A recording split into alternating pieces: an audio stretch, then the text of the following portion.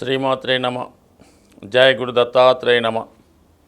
ఈ వీడియోలో మనం అక్టోబర్ 1వ తారీఖు నుంచి డిసెంబర్ 31వ తారీఖు మధ్యలో జరగబోయే ఫలితాలు మేషరాశి వారికి ఏ విధంగా ఉండబోతున్నాయి అని పరిశీలించినప్పుడు సాధారణంగా సంవత్సర ఎండింగ్ ఈ చివరి 3 నెలల్లో జాతకుడి యొక్క ఆర్థిక స్థితి ఏ విధంగా ఉంటుంది, అతనికి ఏ ఏ సమయాల్లో ధనయోగాలు జాతకంలో యాక్టివేట్ అవుతాయి అన్న విషయాన్ని మనం వీడియోలో పరిశీలించుకోవడం వల్ల మరి సంవత్సరం ఆఖరిలో జాతకుడు తన ఆర్థిక పరమైనటువంటి ఫైనాన్స్ ప్లానింగ్ చేసుకోవడానికి అనుకూలంగా ఉంటుంది.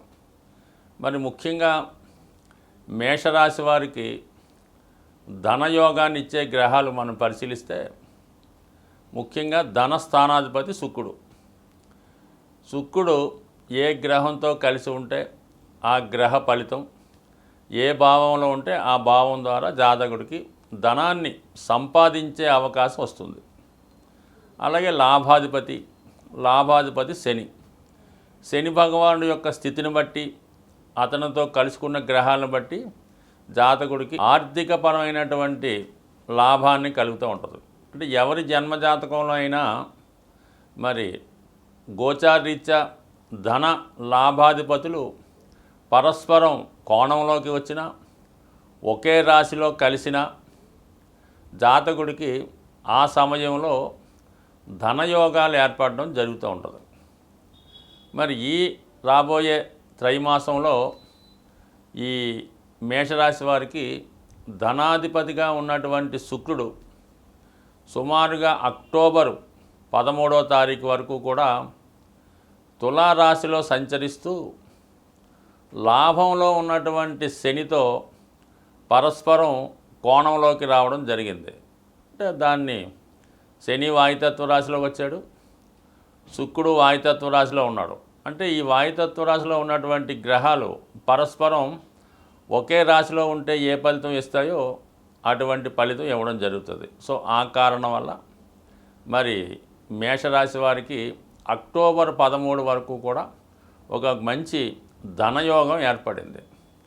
అది వ్యాపారం ద్వారా రావచ్చు, అతనిలో ఉన్నటువంటి టాలెంట్ ద్వారా రావచ్చు, లేదంటే జీవిత భాగస్వామి ద్వారా భార్య లేదా భర్త ద్వారా వారికి ధనలాభం ఏర్పడుతుంది. ఈ ప్రయత్నంలో అనుకోకుండా మరి ఉద్యోగం ప్రమోషన్ రావడం కానీ, కొత్త ఉద్యోగం రావడం కానీ, వ్యాపారపరంగా కలిసి రావడం కానీ, లేదా దగ్గర బంధువులతో లేదంటే బంధువుల్లో ఉన్నటువంటి స్త్రీల ద్వారా ఏదైనా సరే మొత్తం మీద అక్టోబర్ 13 వరకు ఈ మేషరాశి వారికి ఒక ధనయోగం ఏర్పడింది. మళ్ళా దాని తర్వాత నవంబర్ 6 తర్వాత శుక్రుడు ఇంచుమించుగా మనకి ధనుస్సు రాశిలో ప్రవేశిస్తాడు. ధనుస్సు రాశిలో ప్రవేశించిన వెంబటనే డిసెంబర్ 2 నుంచి శుక్రుడు ధనుస్సు రాశిలో ప్రవేశించి మరి లాభాధిపతి అయినటువంటి శనికి శుక్రుడు లాభస్థానంలోకి రావడం వల్ల డిసెంబర్ 2 నుంచి కూడా జాతకుడికి ఒక విధమైనటువంటి అదృష్టయోగం ఏర్పడుతుంటుంది. ఆ సమయంలో జాతకుడికి మరి వాళ్ళ తండ్రి గారి ద్వారా కానీ, అతనిలో ఉన్నటువంటి ప్రతిభ ఆధారంగా కానీ, పుణ్య కార్యక్రమాల ద్వారా కానీ, ఏదైనా బహుమతి రూపంలో కానీ డిసెంబర్ 12 నుంచి ఇంచుమించుగా నెలంతా కూడా మరి ఈ రాశి వారికి మేషరాశి వారికి ధనయోగం ఏర్పడడం జరిగింది. యాజిటీజ్గా శని భగవానుడు లాభస్థానంలో సంచరిస్తున్నాడు కాబట్టి ఇంచుమించుగా మనకి డిసెంబర్ 31 దాకా కూడా మరి శని భగవానుడు లాభస్థానంలో ఉంటూ ఏదో విధంగా ధనలాభాన్ని కలిగిస్తాడు. అంటే శని కారకత్వాలైనటువంటి వృత్తి ద్వారా లాభం ఏర్పడుతుంది. 2 అష్టమ భావానికి కూడా శని కారణం అవుతుంటాడు. మరి ఆ కారణం వల్ల ఆకస్మిక ధనలాభం, ఇన్సూరెన్స్ ద్వారా, వారసత్వం ద్వారా, చిట్ ఫండ్స్ ద్వారా, ఎవరైనా మరణం ద్వారా వచ్చే ధనం కూడా వీలునామా ద్వారా కూడా రావచ్చు. అలాగే వ్యయభావాన్ని కారకుడు అవుతుంటాడు కాబట్టి ఏదైనా స్థిరాస్తి అమ్మడం వల్ల కానీ పాత వస్తువులు లాంటివి ఏమైనా అమ్మడం వల్ల కానీ ఆదాయ వనరులు ఏర్పడే అవకాశం ఉన్నది. కామన్గా శని ప్రజా సమూహానికి పబ్లిక్కి కారణమవుతుంటాడు కాబట్టి జనం యొక్క సహకారంతో మీకు ఒక విధంగా ఈ సమయంలో ఎన్నికల్లో పోటీ చేసినా ఏదైనా పదవి కోసం ప్రయత్నం చేసినా అవి కూడా మీకు అనుకూలంగా వచ్చే అవకాశం ఉంది. ఇవి మామూలుగా ఏర్పడే ధనయోగాలు. అయితే ధనస్థానంలో ఉన్నటువంటి గ్రహం కూడా మరి ధనయోగాన్ని ఏర్పడడం జరుగుతుంది. మరి అక్కడ గురువు ఇంచుమించుగా మనకి అక్టోబర్ 9న వక్రిస్తూ ఇంచుమించుగా మనకి ఈ సంవత్సరం ఆఖరి వరకు అంటే డిసెంబర్ 31 దాకా కూడా వృషభ రాశిలోనే సంచరించడం వల్ల జాతకుడికి ఒక విధంగా కుటుంబ ఆదాయం పెరగడం వల్ల కానీ కుటుంబ సభ్యుల్లో ఒకరికి ఏదైనా ఉపాధి అవకాశాలు రావడం కానీ లేదంటే జాతకుడు తన వాక్చాతుర్యం ద్వారా పాండిత్యం ద్వారా ధన సంపాదించే అవకాశం ఉంటుంది. ఇది ముఖ్యంగా ఉపాధ్యాయ వృత్తిలో ఉన్నవారికి, న్యాయవాదులకి, ఈ విధంగా జ్యోతిష్ శాస్త్రం మొదలగు శాస్త్రాల్లో వేదిక్ శాస్త్రాల్లో అధ్యయనం చేస్తున్న వారికి, యాగాలు హోమాలు చేస్తున్న వారికి చక్కగా గురుగ్రహ అనుగ్రహంతో మీకు ఇటువంటి ఆర్థిక పరమైనటువంటి లాభాన్ని వచ్చే అవకాశం ఉంది. అలాగే మీ కుటుంబంలో సమూహంగా కుటుంబ ఆదాయం పెరగడం వల్ల కూడా కుటుంబంలో నిర్వహిస్తున్నటువంటి శుభకార్యాలు, పూజలు, పునస్కారాల ద్వారా అది ఒక విధంగా అంటే అది ధనం రూపంలో కాదు, నేమ్ అండ్ ఫేమ్ ద్వారా కానీ మొత్తం మీద కుటుంబ ప్రతిష్ట పెరిగే అవకాశం ఉంది. అది క్యాష్గా మార్చుకున్న వాళ్ళు కూడా మార్చుకునే అవకాశం ఉంటుంది. కాబట్టి ఆ విధంగా కుటుంబ సభ్యుల సహకారంతో మరి గురువు కూడా ధన సహకారం ఏర్పడడం జరుగుతుంది. సో ఈ విధంగా మరి ఈ వృశ్చిక రాశి వారికి అటు గురువు, అటు శని, ఇటు శుక్రుడు కూడా చాలా వరకు ధనయోగాల్ని ఏర్పరచడం జరుగుతూ ఉంటుంది అన్నమాట. సో ఇక రాష్ట్రాధిపతి కుజుడు కూడా చాలా వరకు తన ఉన్న స్థితిని బట్టి, తను చూస్తున్నటువంటి స్థానాలను బట్టి కూడా ఆర్థిక సంపదను కలగజేసే అధికారం ఉంటుంది. అంటే ఒక విధంగా కుజుడు ఈ రాశి వారికి అష్టమాధిపతి అవుతున్నాడు. అక్టోబర్ 20 తర్వాత కుజుడు వృశ్చిక రాశిలోకి వచ్చి కొద్దిగా బలహీనపడటం, నీచ స్థితి పొందడం, అక్కడే వక్రగమనం పొందడం ఇవన్నీ కూడా జరుగుతాయి. కాబట్టి ఆ సమయంలో జాతకుడు ఏదైనా స్థిరాస్తి అమ్మడం ద్వారా మరి అతనికి ఆదాయం వచ్చే అవకాశం ఉంది. అంటే స్థిరాస్తి అమ్మవచ్చు, అలాగే ఏదైనా వాహనం అమ్మవచ్చు, అలాగే లేదంటే తన యొక్క స్థిరాస్తి కుదువ పెట్టి లేదంటే బ్యాంకులో తాకట్టు పెట్టి ఏదో చేసో తన వ్యాపార అవసరాలకి ధనం సేకరించే అవకాశం ఉంది. కొంతమంది ఆ స్థిరాస్తినే పెట్టుబడిగా పెట్టి వ్యవసాయం చేయడం కానీ, ఏదైనా పాడి పరిశ్రమ స్థాపించడం కానీ, వచ్చినటువంటి ఆస్తిలో దాన్ని ఏదైనా వ్యాపార సంస్థగా మార్చడం కానీ జరిగే అవకాశం ఉంది. అంటే స్థిరాస్తి పెట్టుబడిగా చేసే అవకాశం కూడా అక్టోబర్ 20 తర్వాత ఈ మేషరాశి వారికి కలగబోతుంది. సో మొత్తం మీద మేషరాశి వారికి ధన సంపాదించే గ్రహాలు ఏంటంటే మరి ప్రస్తుతం ఎల్లప్పుడూ సంపాదించే గ్రహాలు శని, శుక్రుడు. ప్రస్తుతం అనుకూలంగా ఈ రాబోయే 3 నెలలు కూడా గురువు, కుజుడు.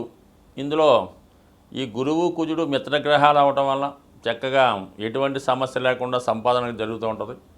శని లాభస్థానాధిపతి అవడం వల్ల ప్రతిదీ లాభంగా మారుస్తూ ఉంటాడు. శుక్రుడు ధనస్థానాధిపతి అవడం వల్ల కూడా మంచి ఫలితం ఇవ్వడం జరుగుతుంటుంది. అలాగే శుక్రుడు నవంబర్ 6 నుంచి వృశ్చిక రాశిలోకి వస్తూ ధనస్థానాన్ని వీక్షిస్తాడు. అది కూడా జాతకుడికి ధనయోగం ఏర్పడుతూ ఉంటుంది. అంటే ఈ తారీఖులు కొద్దిగా అటు ఇటు మారచ్చు ఏదన్నా. ఈ శుక్రుడు మీకు ఈ ధనయోగాన్ని వృశ్చిక రాశిలో ఉండగా ఇస్తాడు, ధనుసు రాశిలో ఉండగా ఇస్తాడు. ఇది కొద్దిగా మరి అబ్జర్వ్ చేసుకున్న వాళ్ళకి ఆ సమయంలో వారి యొక్క ఆర్థిక సమస్యలు పరిష్కరించుకునే నిమిత్తం చాలా చక్కగా ఉపయోగపడతాయి. ఏదైనా మనం ఆర్థిక విషయాల్లో ఎటువంటి లోటు లేకుండా ఉండాలంటే మరి ప్రతి ఒక్కరూ కూడా సాధారణంగా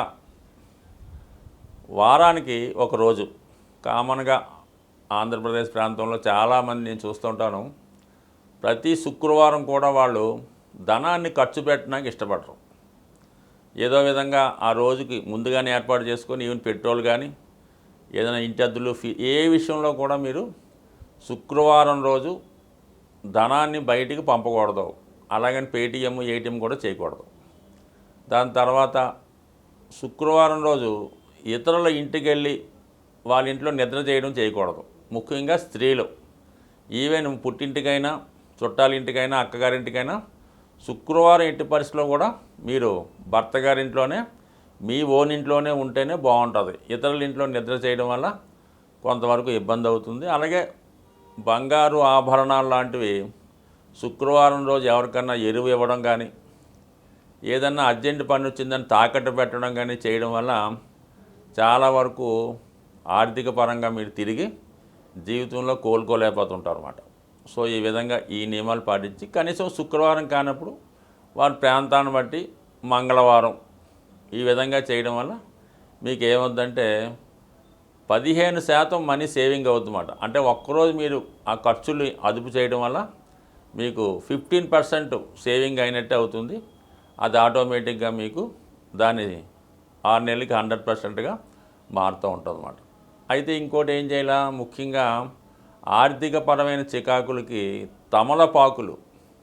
తమలపాకులు మరి అమ్మవారికి కానీ ఆంజనేయ స్వామికి కానీ ఎవరికన్నా సరే మరి తమలపాకుల మీద కొద్దిగా సింధూరం మరి ఏదైనా నెయ్యిలో కలిపి బొట్టుగా పెట్టడం కానీ, ఇంకా అవన్నీ అక్కర్లేదు, తమలపాకులు యాలక్కాయలు మరి అమ్మవారికి తాంబూలంగా పెట్టచ్చు. అలాగే ఆంజనేయ స్వామి పెట్టచ్చు. ఇది చేయడం వల్ల కూడా మీకు ధన సంపద చేకూరుతూ ఉంటుంది.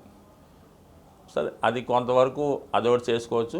తర్వాత ఏంటంటే మీ యొక్క పర్సులో లేదంటే మీ యొక్క క్యాష్ బాక్స్లో మారేడు దళం ఉంటుంది. మారేడు దళం అది ఏదైనా శివాలయంలో కానీ అమ్మవారి గుడిలో కానీ పూజ చేసింది ఒక మారేడు దళాన్ని తీసుకొని మీరు అది మీ పర్సులో పెట్టుకోండి. నిత్యం ధనం కలకలాడుతూ ఉంటుంది. ఎంత వాడిపోయినా ఎంత మాడిపోయినా ఈ మారేడు దళం మీరు పాకెట్లో పెట్టుకోవడం వల్ల కానీ పర్సులో పెట్టుకోవడం వల్ల జరుగుతుంది.